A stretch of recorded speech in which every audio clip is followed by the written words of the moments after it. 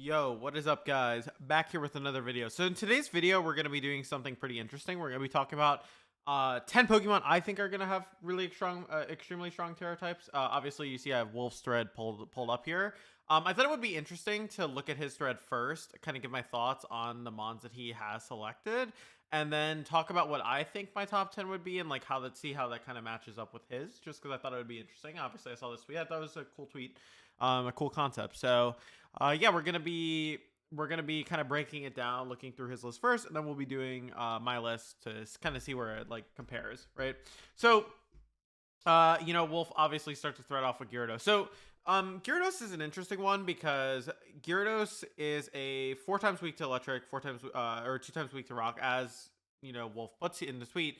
And it with the ground type, it obviously gets the benefit of not really having to be weak to those things, right? And it kind of counteracts its type. We kind of see two lanes of thought with terrestrialization right now with people, which is one line is like, okay, so they are going to change into a type which allows them to attack better, or they're going to change into a type that allows them to swap or take hits that they otherwise could not take, right?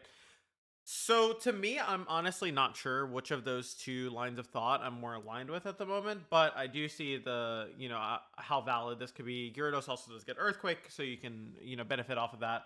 I do think that my one thing with Gyarados is if you change it to a ground type, you have to make sure that like it still supports your team the way you want it to, because typically when you pick a Pokemon on a team, right, you're pretty much building it to have a supported certain defensive core, right?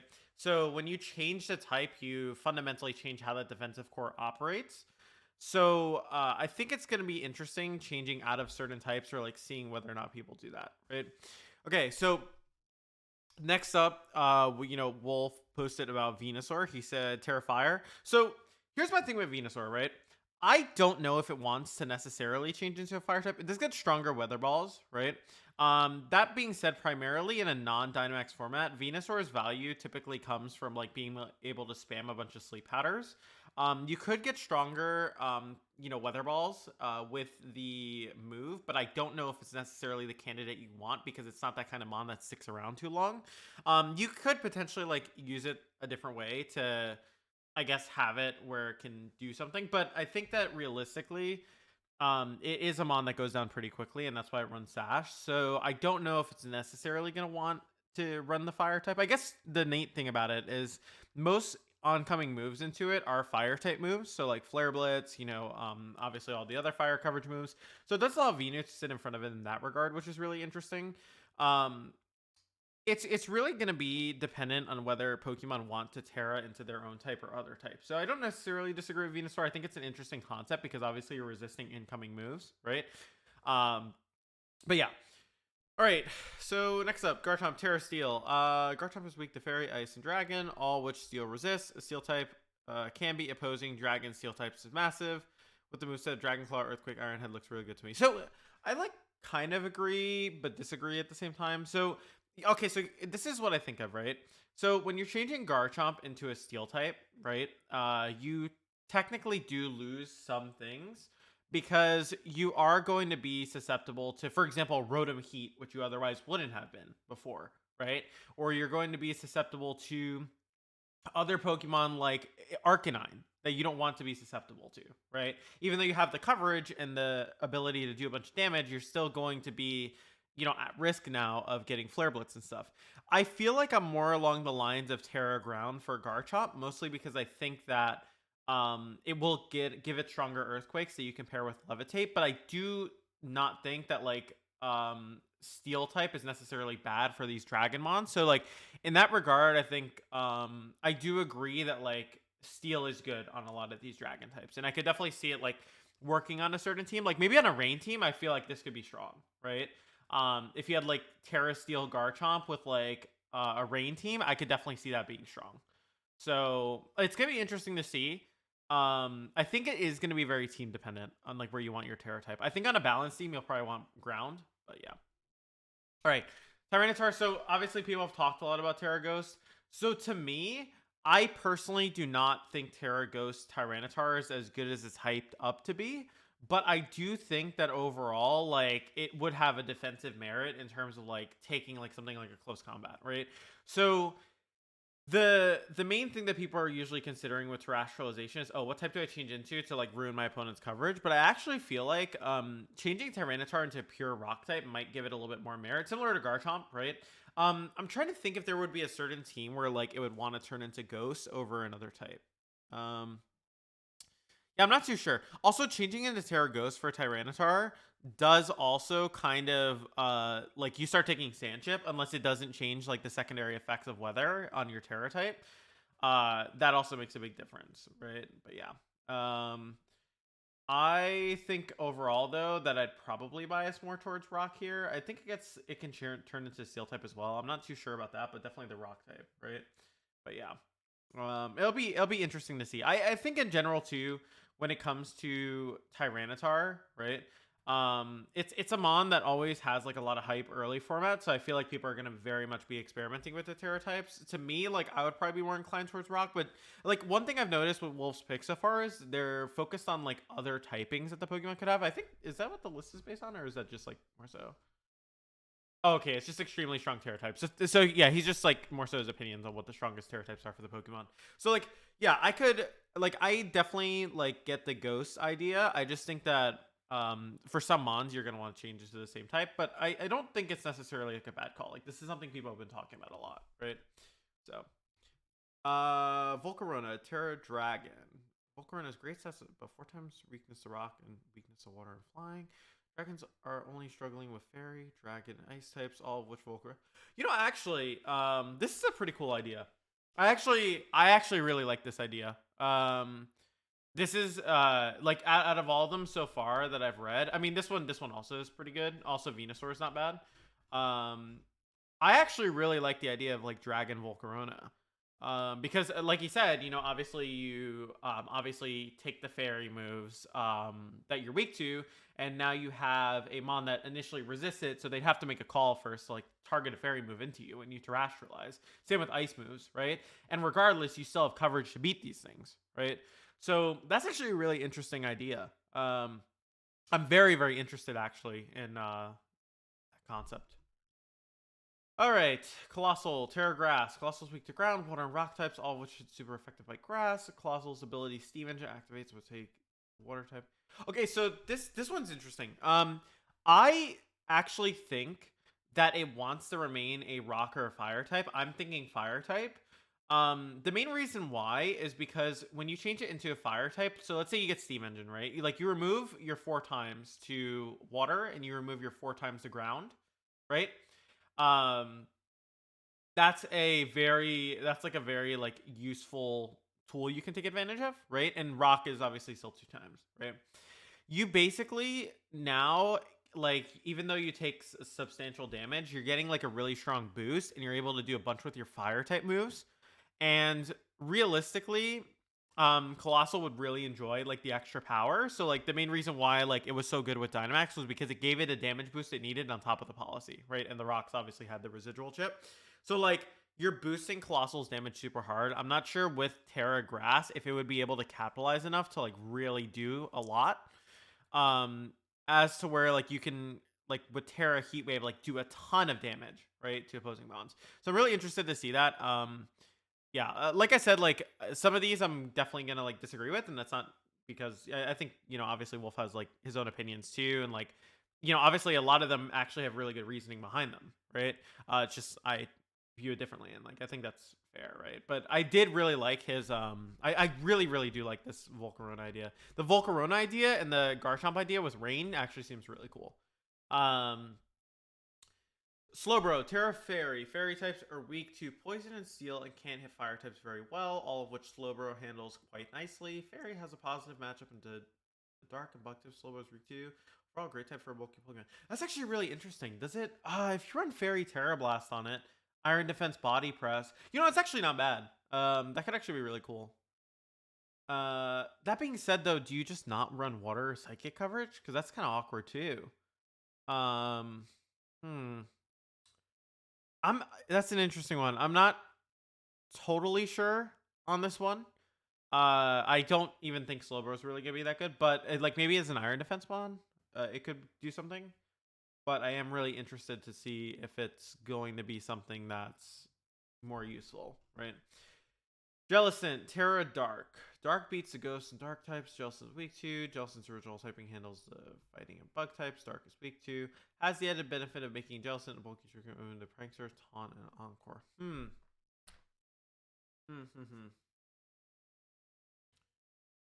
Interesting. I don't know. Like, sure, you get immunity to prankster moves, but I also don't necessarily like the fact um that you're kind of doubling up on a type that doesn't necessarily benefit it that much. I mean, I guess it gives it some benefits in other ways. Like, yeah, that's a tricky one. I gotta think about this a bit more. Oh, I just realized this is Sierra's Twitter that has this open. Oopsies. Interesting. Okay. Tera, water, Abomasnow. Right, this one works well. The grass and electric types water is weak to. Want nothing to do with Abomasnow's original typing. The water does well. I actually like this. I think this makes a lot of sense for Abomasnow. Because you do get the, obviously a bit more coverage with Abomasnow. Like, that's actually a pretty wide coverage. Ice, grass, and water. And on top of that, too, you're also dealing with the things that Abomasnow doesn't necessarily like. So that's kind of cool. It's like one of those Pokemon that I think benefits a lot off of Terrestrialization, at least. Lastly, Rotom Frost. Currently 5th. I think all Rotoms. But I think that, yeah, I think all Rotoms realistically benefit. But I could definitely see this. Okay. They're electric Rotom Frost. Yep. Thunderbolt. Does it keep Blizzard, though? Because you can't run Ice Beam on it, which kind of sucks. But yeah, on the right team, it could be. I agree with this. I think this is actually a cool concept for Rotom. Okay, cool. So we're going to go through now that we've seen like this list. It has some ons I agree with. Others I don't, I guess. Or like I wouldn't really consider. So we're going to look at the list of returning Pokemon. Because I'm using the list of like what is at least like we know is coming back, right? So the first Terramon I wanted to talk about was actually going to be, and this might surprise some people, is Golduck. So, assuming that there are no other rain setters that are not being shown here, Golduck's actually going to be really crazy with terrestrialization. I've talked about this before, but like Hydro Pump Terra Water combined with Swift Swim, this mon was really good in Sun and Moon in like regional decks. I don't really see why this would be so different, in my opinion. I could definitely see like Swift Swim Golduck being crazy, like with damage in this format, right? So yeah, I just think it has a ton of potential. I just think it's something that can definitely be like utilized really well, right? Next up that I want to talk about was actually Scizor. So Scizor typically struggles because of its bug typing, but when you take away the bug typing and you give it just pure steel, it still gets the benefit of Bullet Punch. It still gets Swords Dance, right? And it still gets, obviously, you can run X's or you can run YouTube, like whatever coverage move you want. You can even run Superpower, right? But you get a stronger Bullet Punch plus Technician, and if you run like Metal Coat, it's even stronger, right? And on top of that, you also get like your free coverage move for whatever you want, right? And realistically, changing into pure steel powers up your move so much. I could see this pairing super, super well with Rain, right? So these two obviously are a bit more rain centered, but obviously it's very strong. And let's continue. So I want to continue looking down this list. Let's see what we got. So Tyranitar, I want to touch on. Tyranitar, to me, the way the main Tera type I see it turning into. Oh, sorry, Tyranitar. I see it turning into a rock type. Just changing it into rock type. If we look at like its overall Tyranitar. Change it to Terra Rock. Could take a look at its resistances and stuff. So obviously it loses a bunch of resistances and it loses an immunity, but it in like exchange it loses like its 4 times weakness and it loses like a few weaknesses as well. Takes a lot more normal damage, but I think that benefits Tyranitar anyways because Tyranitar is a pretty naturally bulky Pokemon, and it can actually live a fighting type move now, so it can actually like do a bit more there, right? So to me, Tyranitar is actually a really, really interesting choice, where you can kind of terrestrialize it into the same type to do a bunch of damage. Let's continue. Okay, so next up is Gardevoir. So Gardevoir is a really interesting one because I think with Gardevoir, right, getting the Tera Fairy moves gives it a huge boost, especially too because it runs Scarf in other formats, right? So Gardevoir is a really cool mon in general. I think with like the Scarf, we saw it in BDSP VGC for a little bit. It was a grassroots like kind of community format, like when BDSP came out, and Scarf Gardevoir was pretty decent, right? So if you give it the 2 times stab on Fairy and you remove its like psychic weaknesses, like it starts like it has one less weakness, but also its fairy moves are just chunking way harder. So it's gonna be doing a bunch of damage to pretty much everything it's touching. It still gets that psychic stab, so it can hit a bunch of things that you'd otherwise be weak to with fairy. So realistically, your only weakness that you can't deal with is steel, right? You still have something to hit poison, so it's like obviously a bit neutral, and you lose your ghost weakness as well. You do lose some of your like huge resistances, but you also gain like a resistance in bug, right? You gain a resistance in dark, you gain a resistance, you still have the resistance in fighting, and then you obviously still have the immunity to dragon, right? So you don't lose too much defensively. But yeah, I think that's just a really like interesting concept, and I think that Gardevoir is one of those mons that could definitely benefit, right? Okay, continuing on, gonna go down the list. Torkoal. Torkoal is the one that I want to talk about as well. So Torkoal is really interesting. It can change into its own type. I think Torkoal is really like nice here because pretty much like you get the Terra Fire Eruption, right? And you're able to do a bunch of damage with Torkoal. You're not changing your type, but it doesn't really need to because you're just getting so much extra damage with it, and it's just incredibly useful for it, right? Obviously, like the really powerful eruption allows you to do so much damage. You'll notice too, like most of my picks are mons that are focusing within their own type. That's just like a very different approach I have to terrestrialization. I'm thinking about how you make some of the best mons better as opposed to like, you know, obviously some mons that struggled with their typing and changing it, which is like very fundamentally different approach, right? Like that's always how I play the game anyways, so that's just how I like view it, you know. Okay, continuing on. Let's go down here. So Gastrodon I talked a little bit about in previous videos, but people have been mentioning like changing it into fire type. I'm not so sold on that, to be honest with you.